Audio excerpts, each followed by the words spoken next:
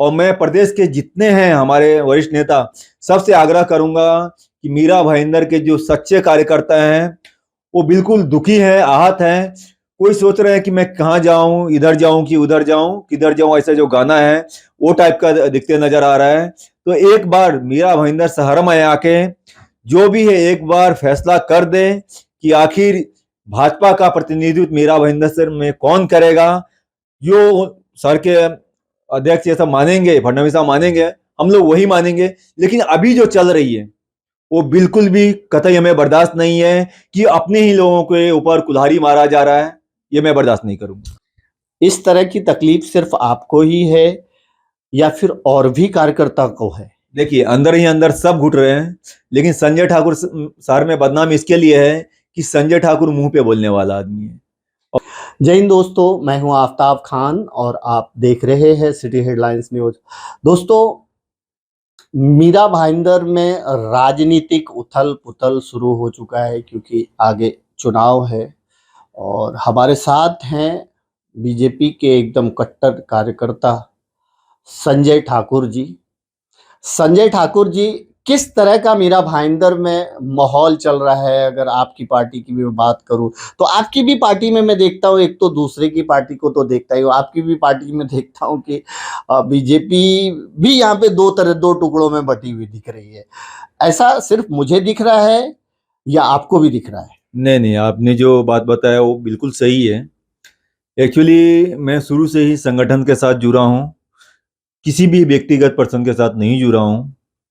तो आज से 8-9 महीना पहले मैंने हमारे माननीय जिला अध्यक्ष रविराज भाई के साथ जुड़ा, लेकिन मुझे ये नहीं देखने को मिला कि हाँ संगठन को मजबूत किया जा रहा है या संगठन को बढ़ाया जा रहा है।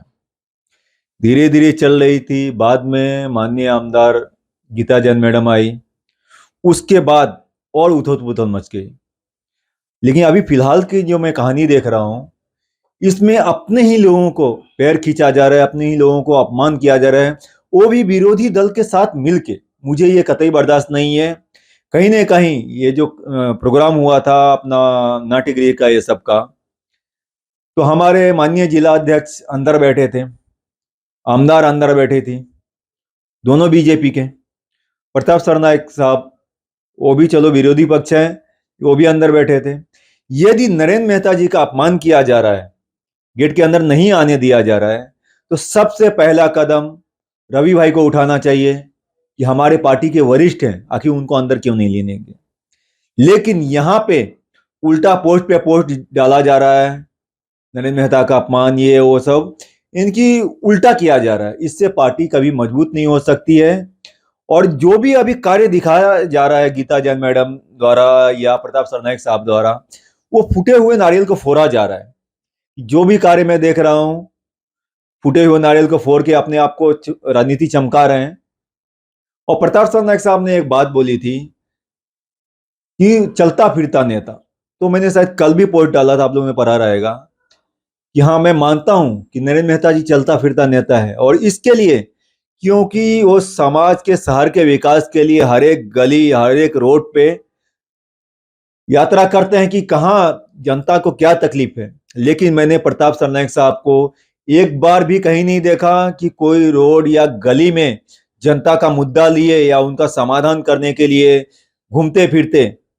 और वही हाल गीता जैन मैडम ने किया है, जो निर्दलीय भली जीती, बीजेपी में थी लेकिन निर्दलीय बाद में जीत के आलीशान बंगले में ऐश फरमाया उन्होंने, लेकिन कभी उन्होंने जनता के हक के लिए लड़ा नहीं। हाँ, ये देखता हूं जहां उद्घाटन होना रहता है, फोटो शूट करने के लिए, नारियल फोड़ने के लिए बराबर पहुंच जाते हैं।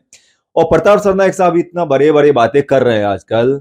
कोविड के समय में जब नेता लोग की जरूरत थी जनता को, क्योंकि जनता का सहारा, जनता यदि एक वोट देता है तो सहारा रहता है नेता। लेकिन कोविड के टाइम पे भी उन्होंने आपदा में अवसर ढूंढा, 12 करोड़ का तंबू गाड़ के, और 12 करोड़ का मुझे 1 रुपया का फायदा दिखा दे, मैं मीरा भाईंदर छोड़ दूंगा। ये मेरा चैलेंज है प्रताप सरनाईक साहब को। आप बहुत ही ताकत के साथ जिला अध्यक्ष रवि व्यास जी के साथ जुड़े थे और मैंने देखा है कि आपने उनकी काफ़ी प्रशंसा भी उन दिनों की है, काफ़ी पोस्ट भी डाले हैं, ये मैंने आपको देखा है। आपने उन दिनों नरेंद्र मेहता के खिलाफ भी बोला है, ये भी मैंने देखा है। लेकिन आज आप कह रहे हैं कि नहीं, रवि व्यास जी जो है वो ठीक से नेतृत्व नहीं कर पा रहे हैं, या ये वहाँ पे सही से काम नहीं हो पा रहा है, इसलिए मैं अब कहीं न कहीं सोचता हूँ कि नहीं, नरेंद्र मेहता जी के साथ रहूँ। ये क्या बात हो गई? देखिए, जहाँ तक बात है नरेंद्र मेहता साहब का, तो मेरा एक भी पोस्ट उनके खिलाफ नहीं गया है। मैंने एक पोस्ट डाला था कि जब प्रदेश के जो हमारे अध्यक्ष हैं, सबने रवि व्यास भाई को जिला अध्यक्ष चुना है, तो मैं उनको भी मानता हूँ। लेकिन उससे पहले जिन्होंने मुझे राजनीति में लाया है, आदरणीय नरेंद्र मेहता साहब, वो भी हमारे नेता हैं, मैं दोनों को मानता हूँ। लेकिन मैं तो एक संगठन को मानते हुए मैं रवि भाई के साथ जुड़ा था, लेकिन मुझे वो संगठन नहीं दिख रहा है। जो हमारे मोदी जी का नारा है, सबका साथ सबका विकास, वो मुझे नहीं दिख रहा है। यहाँ पे कहीं ना कहीं खट्टा मीठा नजर आ रहा है, और जो हर एक इंसान को दिख रहा है। और आप कुछ बोलना चाहेंगे क्या? इनकी बातों से सहमत हैं, क्योंकि आप इनके साथ साथ रहते हो? आफ्ताब भाई, मैं इनकी काफ़ी सहमत हूँ इनकी बातों से। देखा जाए तो मेहता जी साहब दिल के धनी आदमी हैं। मैंने इनको देखा हूँ मैं, ठीक है, मैं भी पत्रकार हूँ, पर मैंने उनको गहराई से जानना चाहा हूँ मैं, और काफ़ी टाइम इनको परखा भी हूँ मैं। ऐसे नहीं कि मैं उनकी तरफ से बात कर रहा हूँ, मैंने खुद प्रैक्टिकल के उनके साथ में देखा हूँ मैं। हमारा कोई रिलेशन वाला था, वो बहुत ज़्यादा सीरियस था, वो मेरे पास भाग भाग के आया कोविड के समय।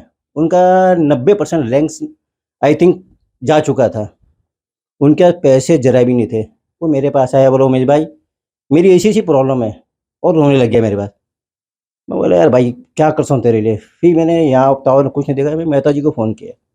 बोला सर ऐसी ऐसी बात है, और ऑक्सीजन का बेड खाली नहीं है, सब कुछ ऐसे ऐसे उनकी कंडीशन है। मेहता जी ने तुरंत मुझे बोला मैं उसका बेड नंबर कौन से हॉस्पिटल में एडमिट है, मुझे ऑन द स्पॉट मैसेज कर। और मैं उस समय मैं था विनायक नगर में था, विनय नगर में। मेरे वहाँ से पहुँचने से पहले मेहता जी ने वहाँ पे एम्बुलेंस भेज दी और सीधा हॉस्पिटल में एडमिट करा दिया।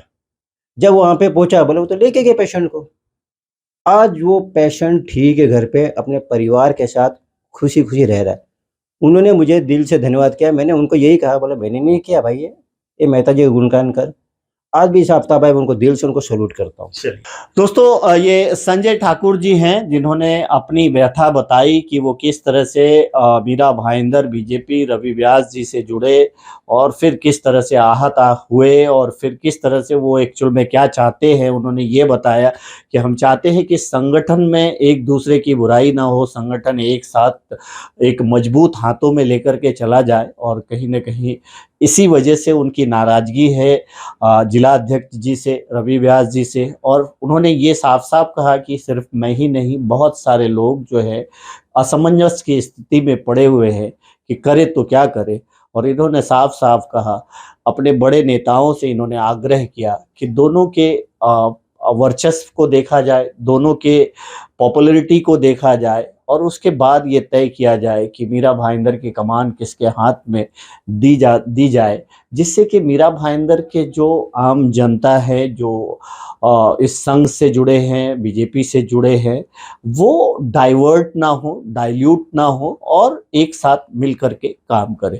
अब ये तो चूँकि चुनावी सीजन आ रहा है, तो इस तरह की बातें आपको खबर देखने को मिलेगी, सुनने को भी मिलेगी। आगे मैं इतना ही कहूँगा कि आप सब खुद समझदार हैं, और मुझे लगता है कि आप सब खुद समझते हैं, और समझ-बूझ करके आप अपना डिसीजन ले सकते हैं।